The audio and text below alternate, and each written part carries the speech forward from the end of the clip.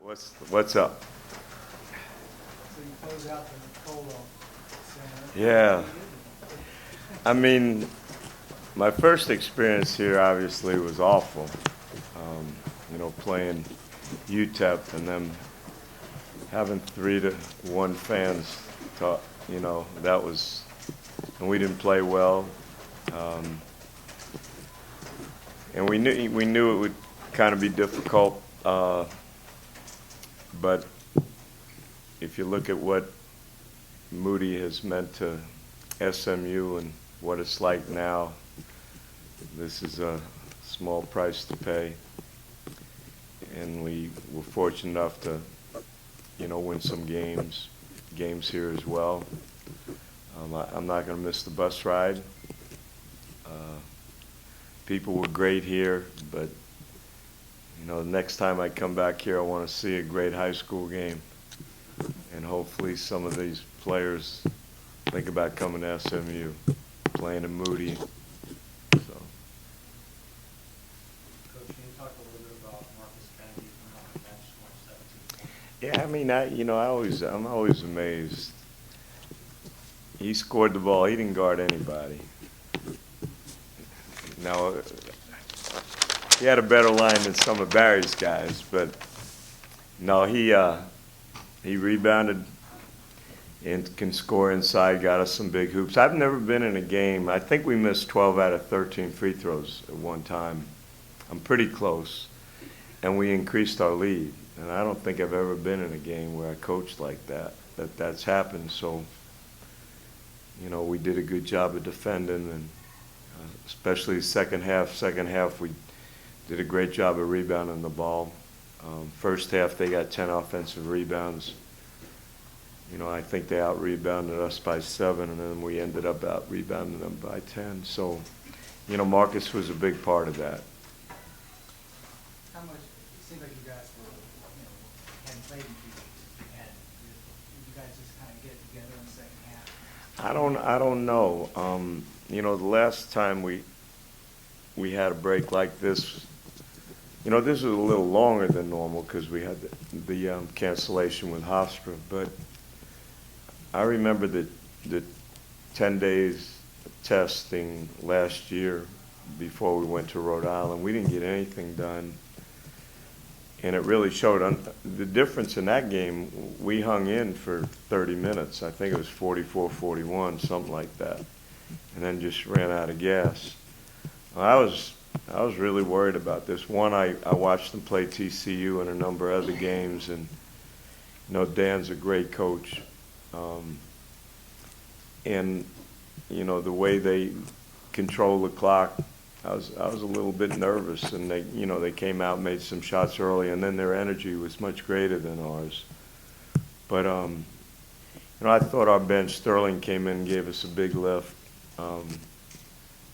We had some real positive play, so we're fortunate to win, and we'll get a real practice tomorrow. We hadn't had the whole team together, so we'll get a real practice tomorrow, and then we got a bear of a game, going to Laramie, because this team's well coached. Well, Wyoming at home, they do a great job. When was the last time you practiced, full practice? Probably about 10, 12 days ago.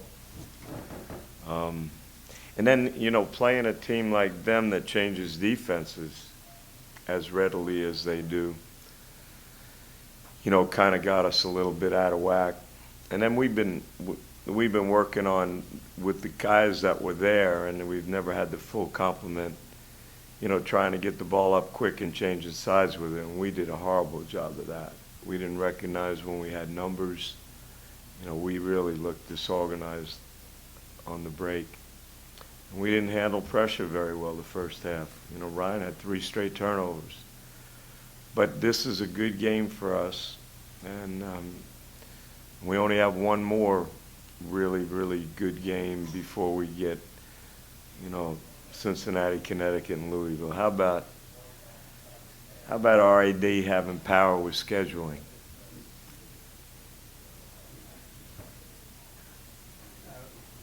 Keith Frazier Is he okay? And you got somebody else? He's had some problems with his ankles. He's had a number of mild sprains. He missed the Arkansas game.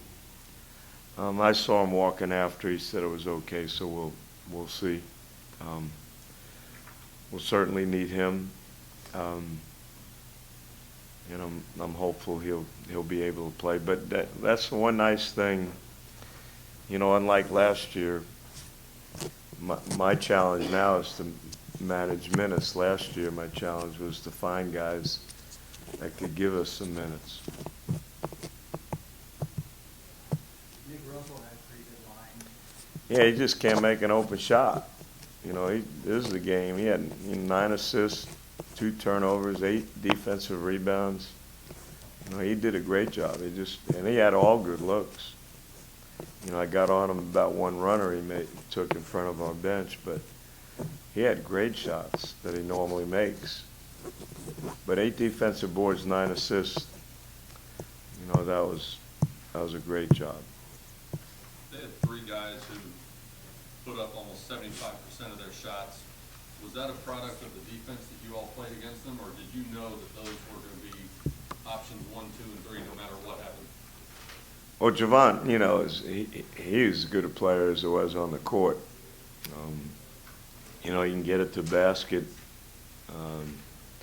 He got 9 rebounds. He does a lot of good things. I watched him. He was a leading scorer coming in. Tim had recruited a little point guard, and you look at his numbers. He's probably 5 to 1 in assists to turnovers, and he made some shots early. Second half, we did a much better job. I think he made an out-of-bounds jumper, and that was all the second half.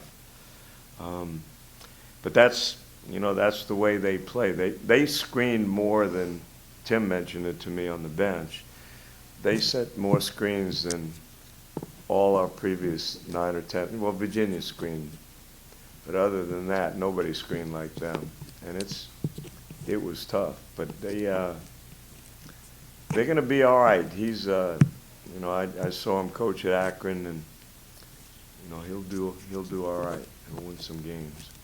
You had a 6-point lead at halftime, and then you outscore them by 20 in the second half. What was the focus of your message at halftime, you think?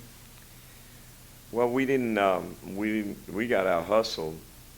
You know, when you give up 10 offensive rebounds and you get beat on the board as badly as we did on an undersized team, it's all effort. And then we had some horrible turnovers. You know, we have numbers on a press and charge, and then, you know, we turned the ball over 2 consecutive times right after that. Every turnover we seem to have, you know, they turned into a basket. And you can't really guard in that situation. The second half, you know, we took good care of the ball, limited them 1 shot, and for the most part, made them shoot outside shots. And that got us a win. And I thought Sterling was great. You know, I thought Sterling's energy coming off the bench was huge, and Marcus, you know, got aggressive inside, and that was, you know, that's what he really does. He's hard to guard when he gets it down that deep. Anything else? That was unbelievable. I'm not the FIFA coach. I gotta find out who that guy is. No, we've been, you know, actually for the we've had a hard time now with lack of practice, but prior to that we were shooting free throws every day. The guys were taking a lot of pride in it.